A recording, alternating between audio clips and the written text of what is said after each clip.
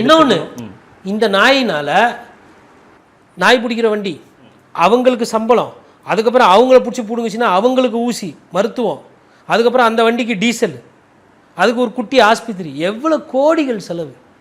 யாருக்கு ஹெல்ப் பண்ணுறதுக்கு நீங்கள் இப்படி வச்சுருக்கீங்க?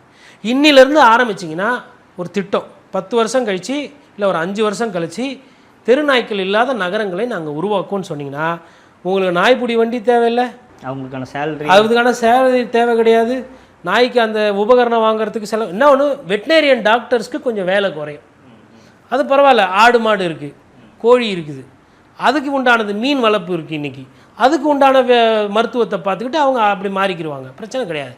அப்போ நான் என்ன சொல்கிறேன்னா, இது வந்து ஒரு மாஃபியா, இது வந்து ஒரு கார்ப்பரேட் வேர்ல்டு. இப்போ நாய் கம்மியாகி போச்சுன்னா நான் சொன்ன பாருங்கள், அந்த 8000 ரூபாய் ஊசி, 10,000 ரூபாய் ஊசி, அதெல்லாம் வியாபாரம் அவுட்டா? ஏங்க நீங்கள் வந்து ஒரு மாநிலத்தில் 3 லட்சம் 4 லட்சம் பேசுகிறீங்க. இந்தியா மாதிரி ஒரு பெரிய திருநாட்டில் ஒரு ஒரு ஒரு ஒரு மாநிலத்துக்கு 2 லட்சம் 3 லட்சம் 2 லட்சம் கணக்கு போட்டால் ஒரு வருஷத்துக்கு எத்தனை கோடி கணக்கில் ஊசி தேவைப்படுது. இதெல்லாம் நான் 1 ரூபா 2 ரூபா விற்கிற மாத்திரையா? அதை ஊசி போடுற டாக்டருக்கு எவ்வளோ வியாபாரம்? அப்போ நீங்கள் வியாபாரத்தை தானே பெருக்கிட்டு இருக்கீங்க, நாயை வச்சுக்கிட்டீங்க இல்லையா? ஒன்றும் இல்லை, இன்னொரு திட்டம் கூட இருக்குது. ஒரு விஷயத்தை கொண்டு இன்னொரு விஷயம் சாப்பிடலாம், அது ப்ரே ப்ரெடேட்டர் ரிலேஷன்ஸ் என்று ஆங்கிலத்தில் சொல்லுவாங்க. இது மாதிரி இருக்கிறத நோய் இல்லைன்னு தெரிஞ்சுதா அந்த நாயை எடுத்துன்னு போயிட்டு ஜூலுக்குள்ளே எங்கன்னா விட்டுருவோம், சிறுத்தை பார்த்துக்கும், அது சிறுத்தைக்கெல்லாம் பிடிச்ச உணவு. ஆனால் நோய் இல்லாமல் இருக்கணும் அந்த நாய்.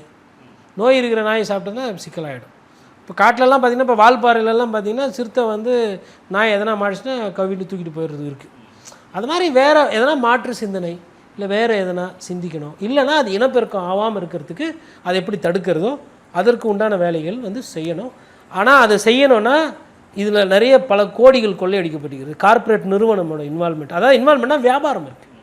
அந்த வியாபாரத்தை நிறுத்திக்கிறதுக்கோ தடை செய்கிறதுக்கோ அரசாங்கத்துக்கு இது இல்லை, செய்யணுன்ற எண்ணம் இல்லை.